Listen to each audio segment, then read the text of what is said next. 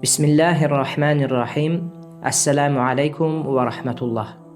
Əşrəf Əli Təhanəvi rahiməhullah öz təlif etdiyi Əxlaqı Gözəlləşdirməyin Yolları adlı kitabında belə buyurur. Qəzəb və ondan qurtulmağın yolları. Allah Teala belə buyurmaqdadır. Xatırla ki, inkar edənlər öz qəlblərinə təəssübü, cahiliyyə təəssübünü yerləşdirmişdilər. Allah isə Peyğəmbərinə və iman edənlərə öz dərgahından hüzur və aramlıq endirmiş və onları təqva sözünə bağlı etmişdi. Onların buna haqqı var idi və buna layiq idilər. Allah hər şeyi haqqı ilə bilir. Fəth surəsi 26-cı ayə. Daha sonra başqa bir ayədə Allah Əzzə və Cəllə belə buyurur.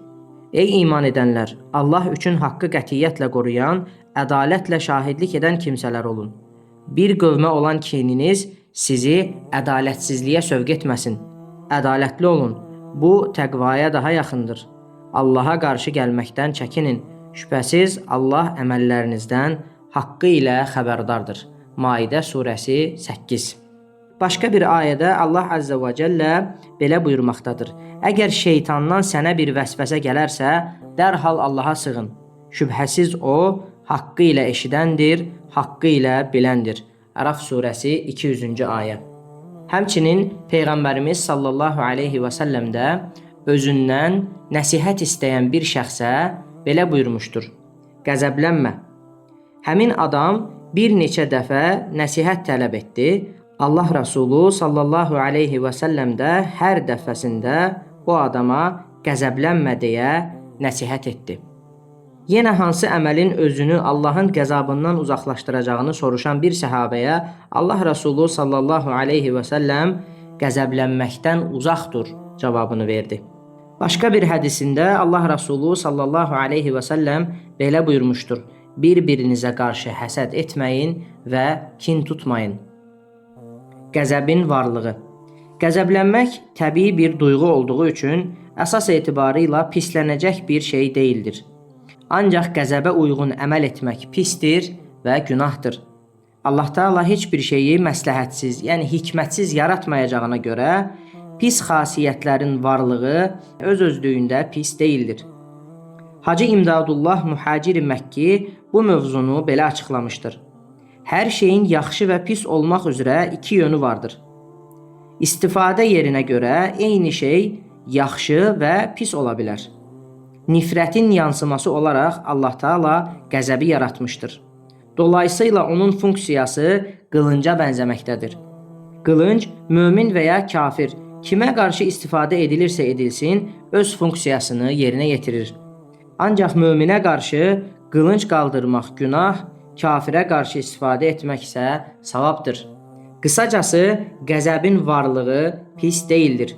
Pis olan, onu istifadə edən şəxsin pis yerdə istifadə etməsidir. Qəzəbimizi Allahın düşməninə qarşı istifadə etməyə səy göstərməyimiz lazımdır. Qəzəblənmək insanın əlində olmayan bir duyğudur. İnsan qəzəblənməməklə məsul deyildir. Ancaq qəzəblə hərəkət etmək, buna uyğun əməllər etmək onun əlində və ixtiyari bir şey olduğu üçün şəxs bundan məsuldur. Dolayısıyla qəzəb halında düşünərək hərəkət etmək, qəzəbə uyğun söz və feillərdən uzaq durmaq lazımdır. Qəzəbi idarə etmək. Abdullah bin Məsud radiyallahu anhdan gələn rəvayətə görə bir gün Peyğəmbər sallallahu aleyhi və səlləm sizcə pəhləvan kimdir deyə soruşur. Orada olan səhabələr pəhləvan heç kimsənin güləşdə məğlub edə bilmədiyi şəxsdir deyə cavab verirlər.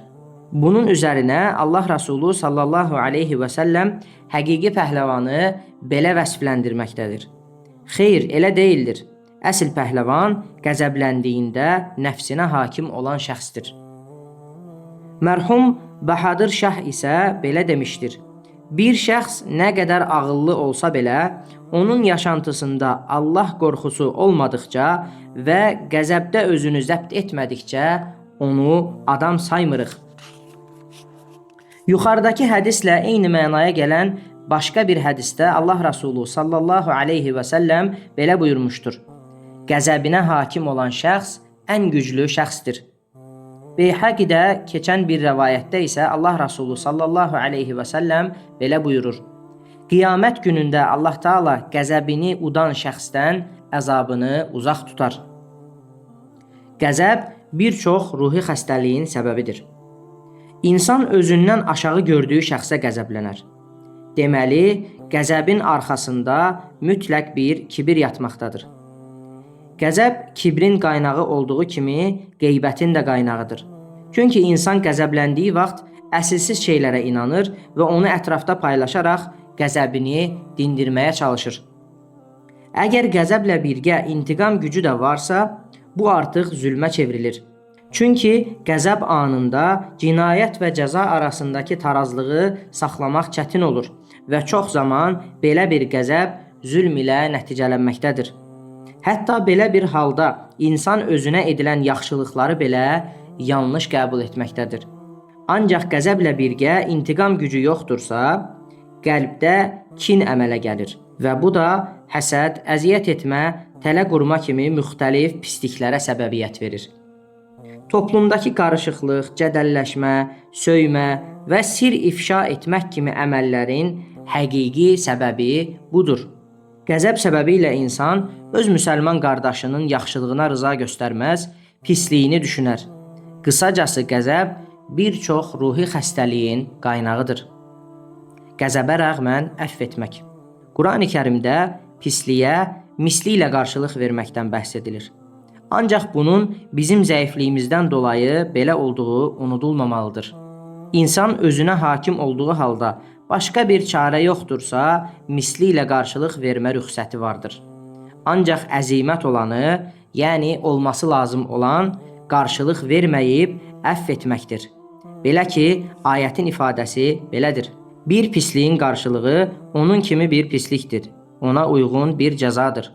Ancaq kim bağışlayar və aranı düzəldərsə, onun mükafatı Allaha aiddir.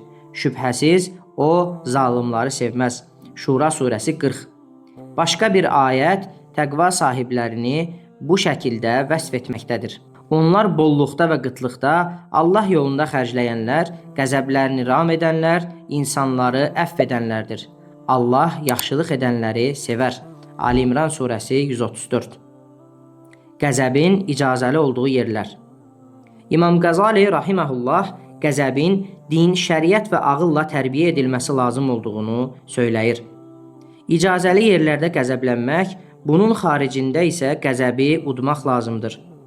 Şəmsul Haq Əl-Əfqani belə deyir: İslam dini iman, can, mal, vətən və namus uğrunda qəzəblənməyi icazəli qəbul etməkdədir. Hətta bunlar uğruna qəzəblənməmək insaniyyətə də ziddir. Düşmənin dinimizə, namusumuza, vətən və torpaqlarımıza əl uzatdığı zamanlarda qəzəblənməmək insanlıq xarici bir haldır. Onun üçün Cüneyd-i Bağdadi və Abdülqadir Geylani qəzəblənməsi lazım olan yerdə sakit qalan şəxs eşşəkdir buyurmuşdurlar. Qəzəblənməyin icazəli olduğu bir digər yer isə insanın öz nəfsidir. Hacı İmdadullah Muhacir-i Məkki belə deyərdi: Allahın düşməni olan kafirlərə qarşı qəzəblənmə fürsəti əlinə keçmirsə, qəzəbini öz nəfsinə qarşı istifadə et. Çünki nəfsin ən böyük düşmənindir. Və son olaraq Əşrəf Əli Təhanəvi rahiməhullah qəzəbin nə olduğunu bizə izah etdikdən sonra qəzəbin müalicəsini də 6 başlıq altında bizə öyrədir. Qəzəbin müalicəsi. Qurani Kərim və hədis şəriflərdən anlaşılacağı üzrə qəzəbin müalicəsi üçün alınmalı olan tədbirlər bunlardır. 1. Tədbirlərin başında qəzəb halında şeytandan Allaha sığınmaq və dəstəmaz almaq gəlir.